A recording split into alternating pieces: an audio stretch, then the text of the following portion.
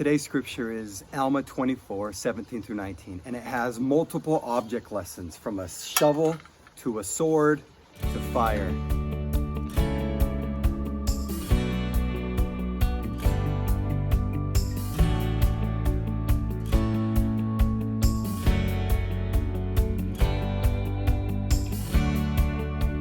Today's scripture is Alma 24, 17 through 19, and it has multiple object lessons attached to it.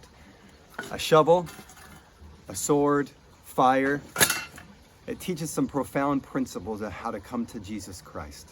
This story is about an amazing group of people who made a covenant with Jesus Christ to lay down their weapons of war. After they were fully converted, they had this amazing change of heart, which caused them to say, we have to lay down our weapons of war.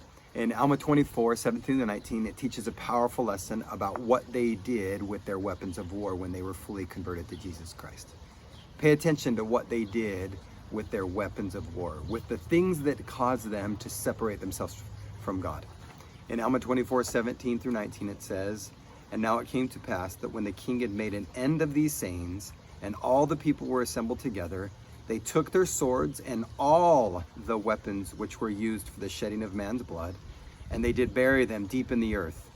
And this they did, it being in their view a testimony to God and also to men that they would never use weapons again for the shedding of man's blood.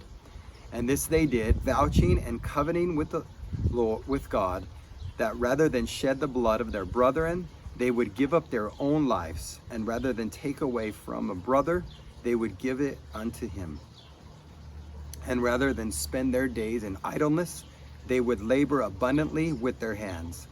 And thus we see that when the Lamanites were brought to believe and to know, they were firm and would suffer even unto death rather than commit sin. And thus we see that they buried their weapons of peace, or buried the weapons of war for peace." What a beautiful story of how they took their weapons and they buried them. Not just buried them a little bit, but buried them deep in the earth, which leads us to our first object lesson.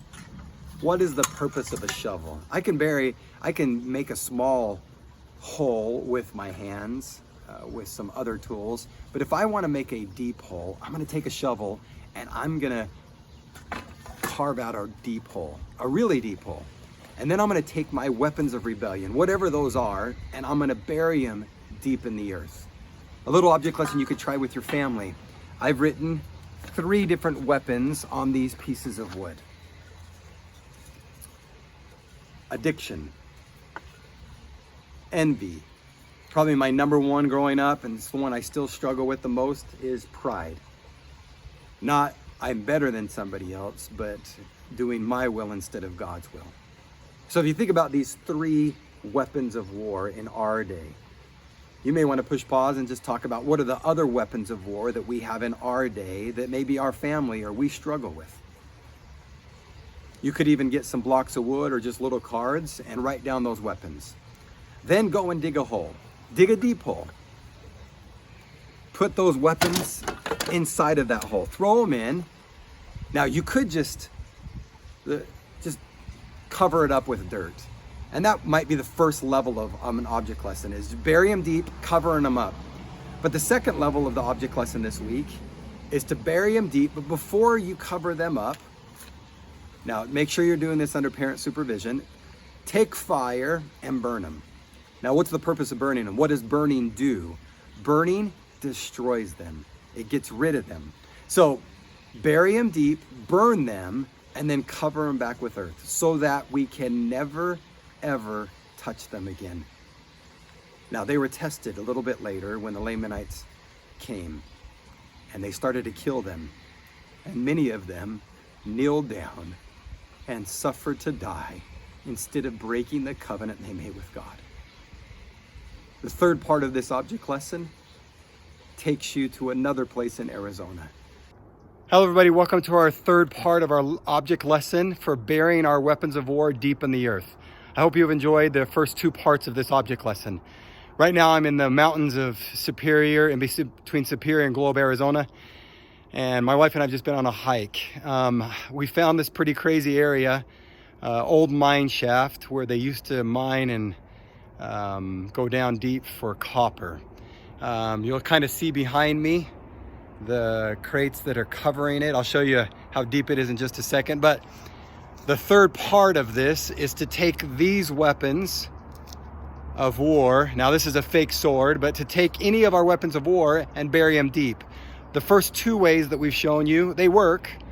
The second better than the first, but this third one, if I was to take our weapon of war and I was to put it deep in the earth. In fact, let me show you how deep this is. In fact, here's our sign. If we were to bury our weapons of war deep in the earth and I was to put it in here, I don't know if you'll be able to see this because it's getting dark, but if you look down deep, you can see that goes down hundreds of feet. There is no way if I throw this sword down there that I'm ever gonna get it.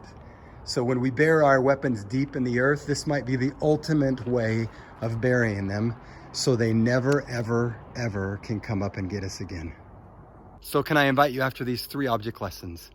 Will you get together as a family and just talk about what are the weapons of war that we need to bury? And how do we bury them deep in the earth so that they can never come out again? The really neat part is this ties into a lesson that will come up in a month and a half or so about the 2,000 stripling warriors. Because their parents, after a while, said, we're going to break the covenant we've made and take up our weapons. And the sons of stripling warriors, the sons of those covenant people, said, no, we'll go and fight in your stead so you don't have to bury those or take up those buried weapons. It's my prayer and hope that we will bury our weapons deep. So please have a discussion with your family. What does it mean to bury the weapons deep? How could we do that as a family? And how can we do that as an individual?